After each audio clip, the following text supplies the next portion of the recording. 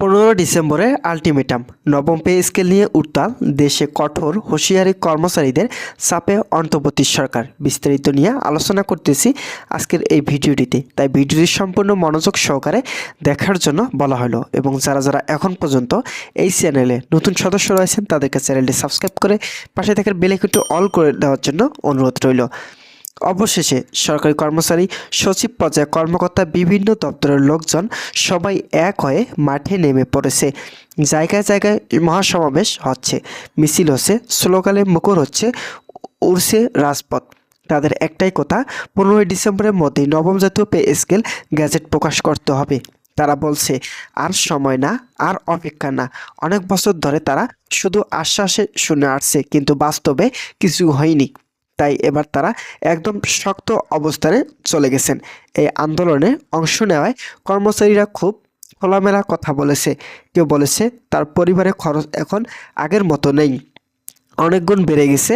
কেউ বলেছে মাস থেকে বেতনের টাকা হাতে থাকলেও সেটাতে পুরো মাস চালানো যায় না। কেউ কেউ কেউ বলেছে অনেক সময় ধার করে চলতে হয়। কারো কারো আবার ঋণ করতে হচ্ছে। বিশেষ করে যাদের সন্তান স্কুল কলেজে পড়ে তাদের জন্য খরচ আরও বেড়ে গেছে। বই খাতা থেকে শুরু করে কোচিং ফি সব মিলিয়ে সংসার চালানো এখন আগের মতো সহজ নেই। সমাবেশে বক্তারা বলেছেন, নতুন পে স্কেল শুধু টাকা বাড়ানোর বিষয় না, এটা তাদের সম্মানের বিষয়। তারা মনে করেন একজন সরকারি চাকরিজীবী যেন সম্মানের সাথে তার পরিবারে চালাতে পারে, সেই ব্যবস্থাটা রাষ্ট্রকে করতে হবে। তারা দাবি করেছেন নবম জাতীয় পে স্কেল যেন বাস্তবসম্মত হয়, যেন সত্যিকার অর্থেই বর্তমান বাজারে দামের সাথে মিল রেখে বেতন বাড়ানো হয়। শুধু নামমাত্র কিছু বাড়িয়ে দিলে তারা সেটা মানবে না, এই কথাও তারা পরিষ্কার করে বলেছেন। তো বন্ধুরা, ভিডিওটি চলাকালীন সময় এখন পর্যন্ত যারা যারা আমাদের এই চ্যানেলে নতুন সদস্য রয়েছেন তাদেরকে চ্যানেলটি সাবস্ক্রাইব করে পাশে থাকা বেল আইকনটি অল করে রাখার জন্য অনুরোধ রইল।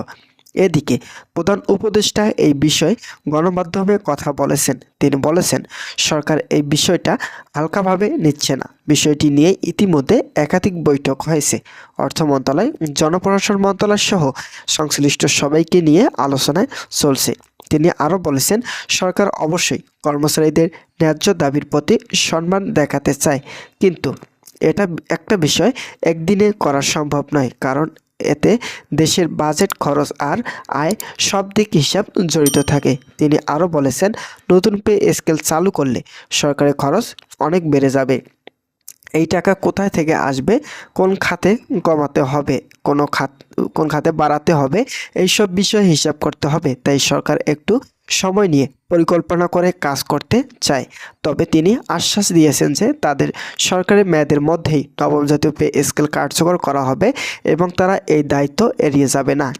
এই আন্দোলনের কারণে সাধারণ মানুষও একটু চিন্তিত আছেন, কারণ যখন সরকারি অফিসগুলোতে কাজ ধীরে ধীরে হয় তখন সাধারণ মানুষকেই বেশি ভোগান্তি পোহাতে হয়।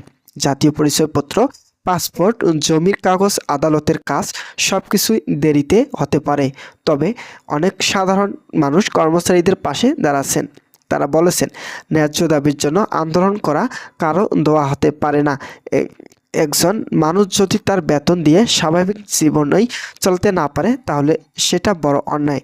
অপরদিকে বিশেষজ্ঞরা বলেছেন, এই সমস্যার সমাধান শুধু আন্দোলন বা দেরির মধ্যে নয়, সরকার এবং কর্মচারী দুই পক্ষের মাঝখানে বসে বাস্তবসম্মত একটা সমাধান খুঁজে বের করতে হবে। একজন বলছে, হুট করে বেশি টাকা বাড়ালে দেশে অর্থনীতিতে চাপ পড়বে। আবার আরেকজন বলছে, একদম না বাড়ালে কর্মচারীদের জীবন অসম্ভব হয়ে পড়বে। তাই ভারসাম্য রক্ষা করা খুবই জরুরি। ধাপে ধাপে বেতন বাড়ানোর বিষয়ে আলোচনা আসছে। তো বন্ধুরা, যারা যারা সরকারি চাকরিজীবী এবং কর্মচারী রয়েছেন তাদের জন্য শুভকামনা রইল। তারা পরবর্তী আপডেট পেতে এখনই আমাদের এই চ্যানেলটি সাবস্ক্রাইব করে পাশে থাকা বেল আইকনটি অল করে রাখুন। তো বন্ধুরা, এখন কথা হচ্ছে, যদি এই পে স্কেল বাস্তবায়ন হয় তাহলে শুধু সরকারি কর্মচারী না, এর প্রভাব পুরো বাজারে পড়বে। মানুষের হাতে টাকা বাড়লে বাজারে কেনাকাটা বাড়বে, ব্যবসা বাণিজ্য চলমান হবে, ছোট ছোট দোকানদার থেকে শুরু করে বড় ব্যবসায়ীরাও লাভবান হবেন। তবে সেই সঙ্গে দাম বাড়ার আকাঙ্ক্ষা রয়েছে। তাই সরকার যেন এমনভাবে পরিকল্পনা করে যাতে সাধারণ মানুষের উপর নতুন চাপ না পড়ে। এই বিষয়টা আলোচনায় আসছে। এই মুহূর্তে সবচেয়ে গুরুত্বপূর্ণ বিষয় হলো দুই পক্ষই যেন মুখোমুখি বসে কথা বলে।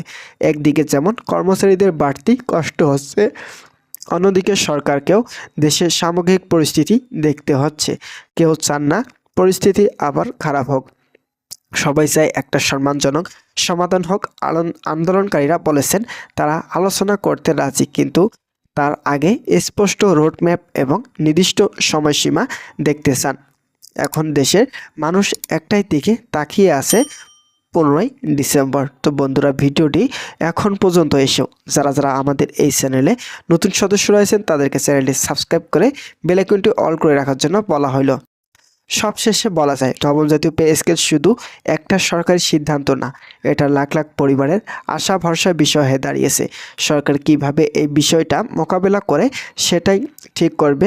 সামনের দিনগুলো দেশের পরিস্থিতি আরও শান্ত থাকবে নাকি আরও কঠিন হবে, সবাই অপেক্ষায় আছেন, আর সময় বলে দেবে শেষ পর্যন্ত কী সিদ্ধান্ত আসবে। বন্ধুগণ, আজকের ভিডিওটি এই পর্যন্তই ছিল।